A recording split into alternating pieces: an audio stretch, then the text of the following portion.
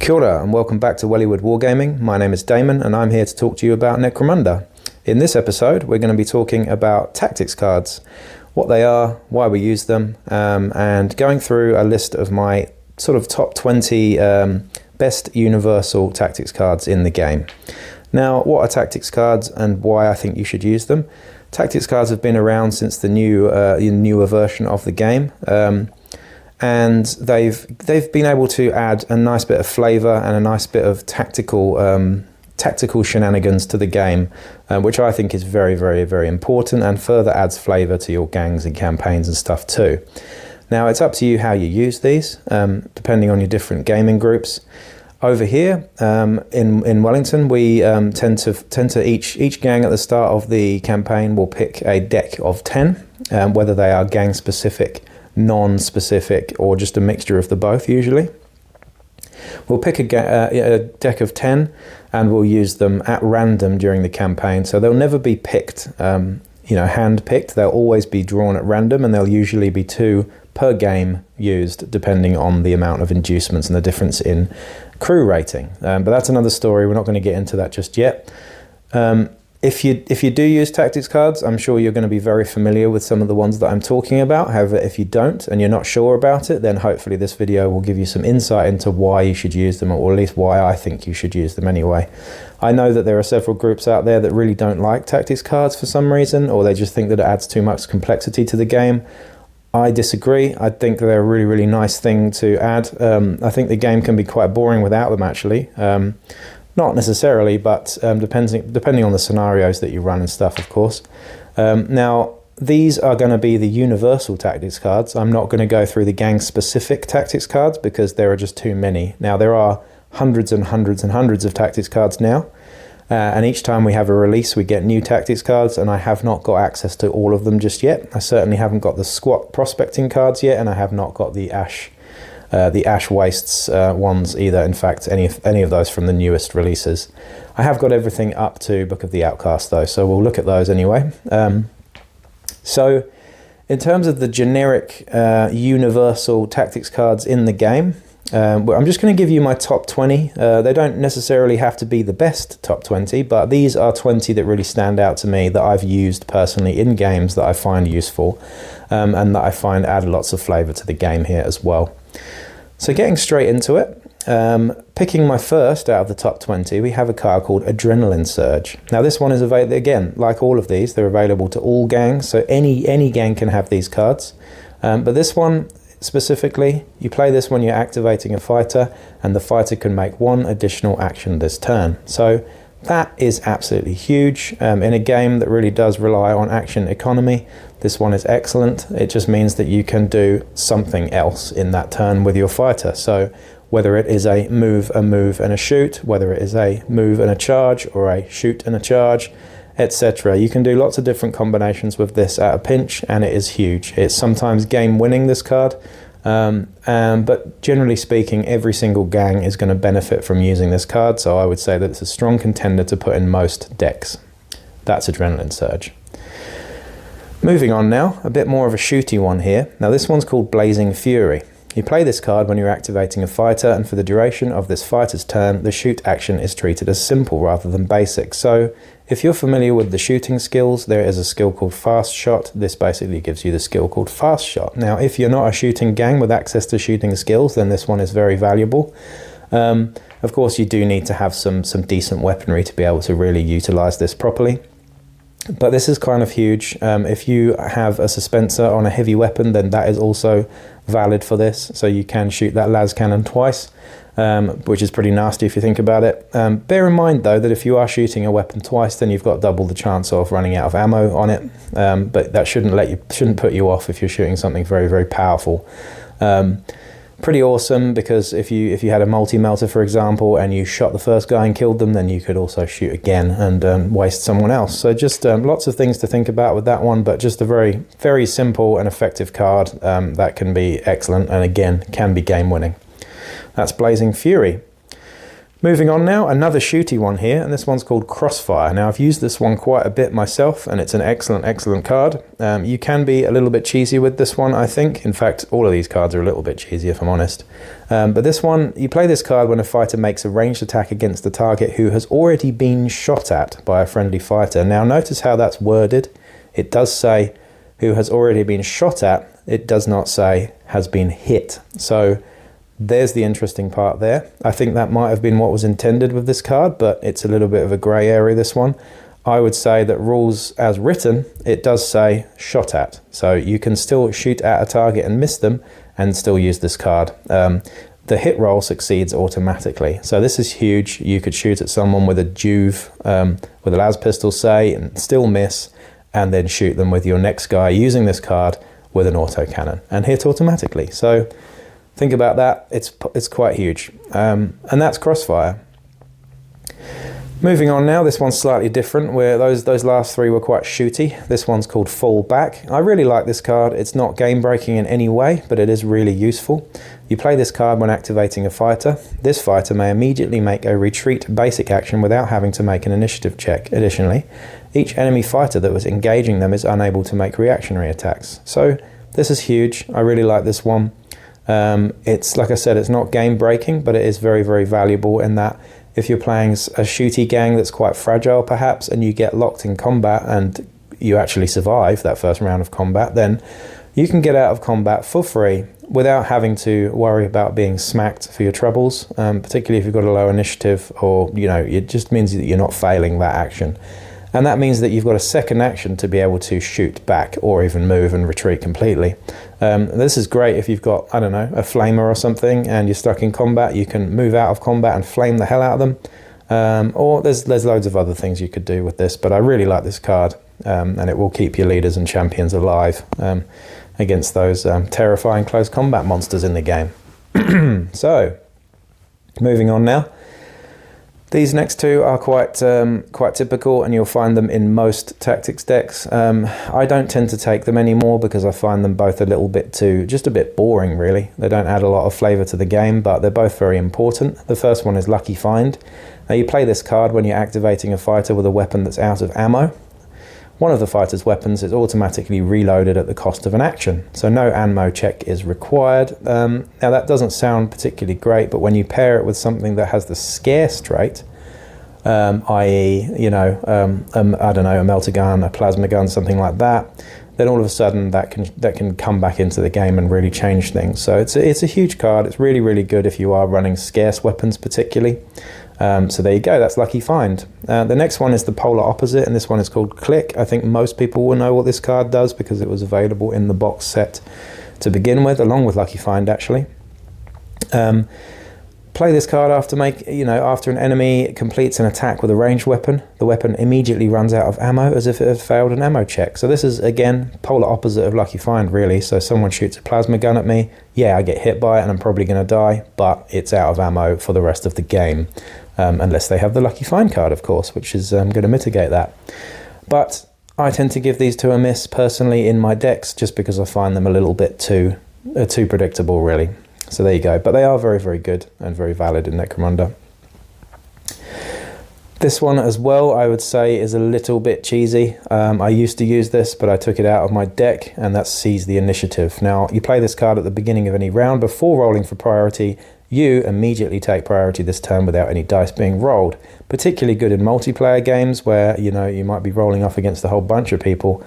And this one is a real clutch and can win you games most definitely. So when that turn comes up that you really need priority, here you get it with this card. Now, a lot of people do take this in their decks, so often, well, not often, but sometimes you'll get a case where you play this and so does your opponent, and then you still have to roll off and it's a wasted card, so bear that in mind too. But there you go, Seize the Initiative. The next one, and this is one of my favourites actually, is Quick Time. You play this card when activating a fighter. Tuck this card under the fighter's card, and while it's there, the fighter's move is increased by 2. In each end phase, roll a d6, and on a 1, this card is discarded.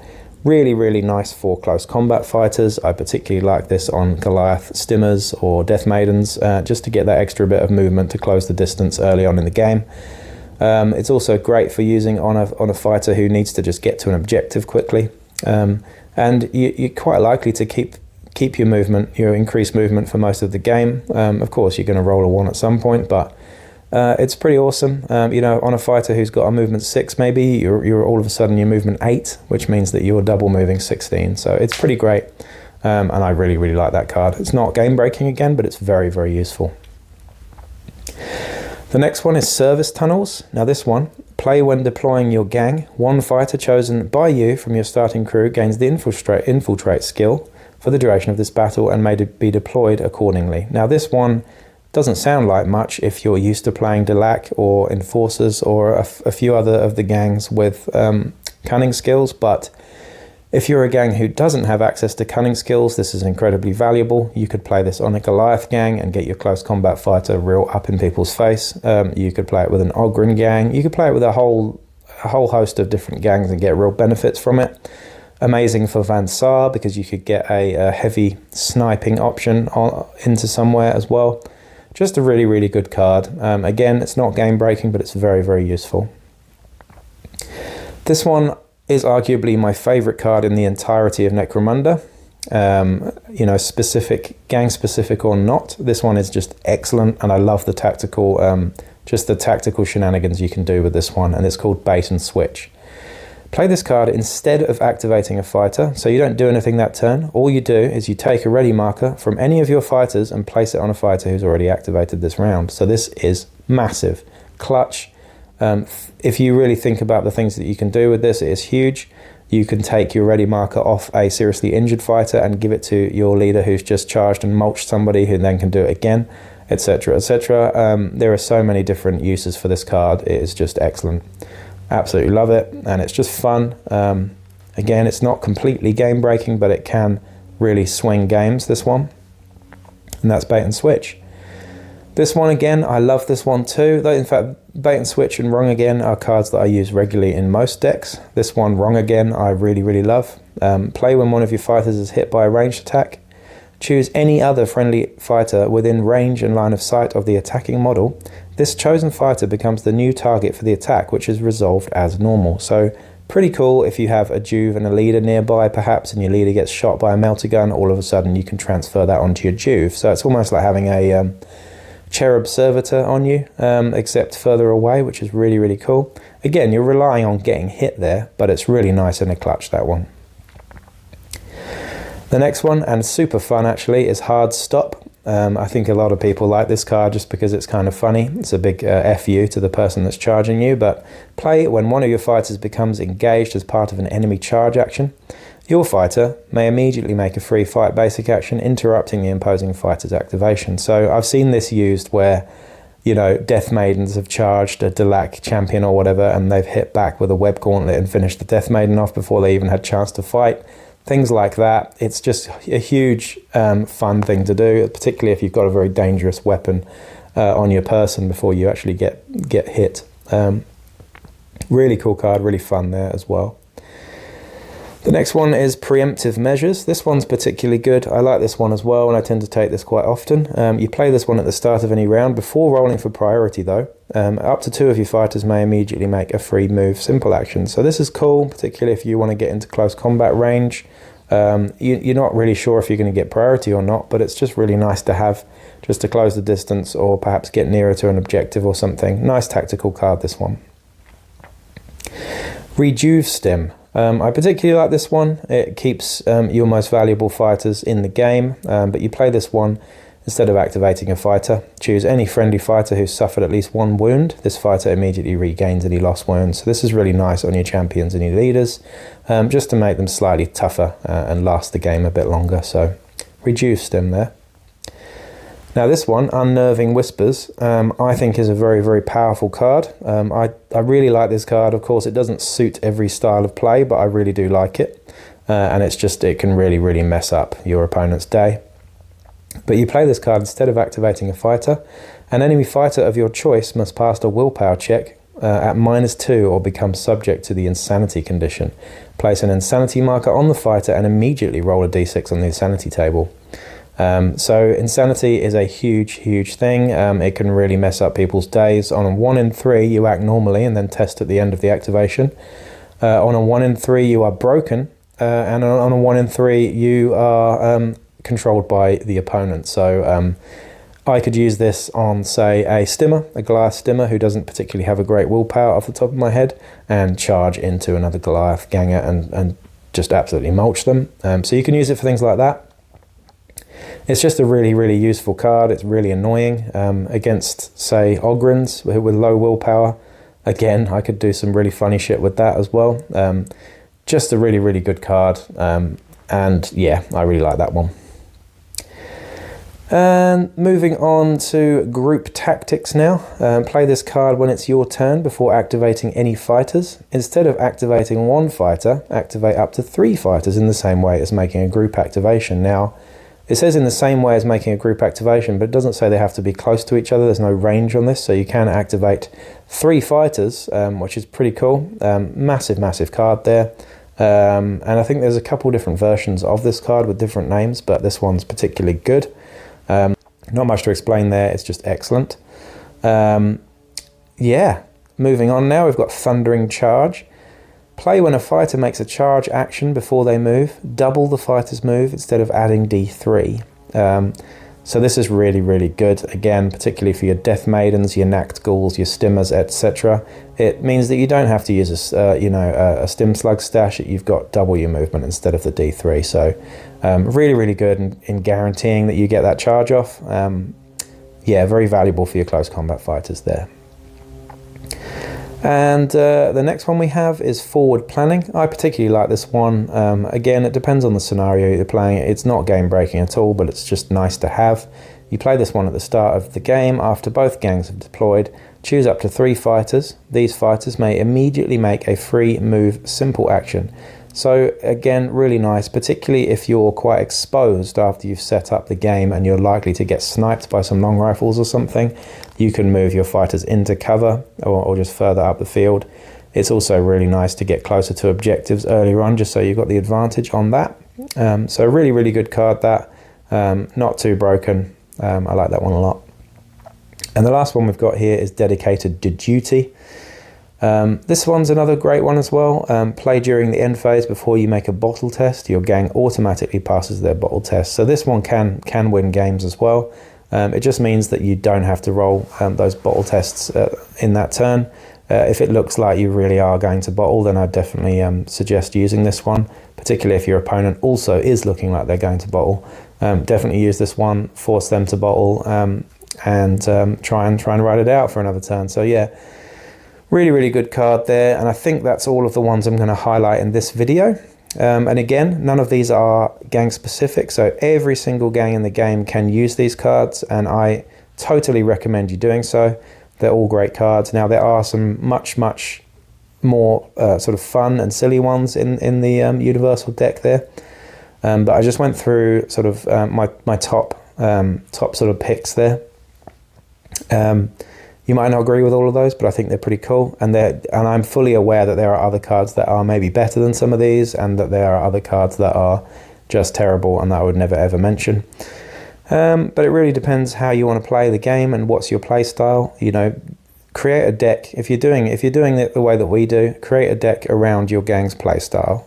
I would recommend, Unnerving Whispers is not going to be suiting certain gangs like Enforcers, but perhaps, so really do think about the types of cards that you use and the fluff of your gang and whether it actually fits or not. Yeah, and that's it for me. Those are some ideas on tactics cards. I hope you enjoyed this video. And again, please like, share, subscribe, and a huge thank you to my Patreons as well.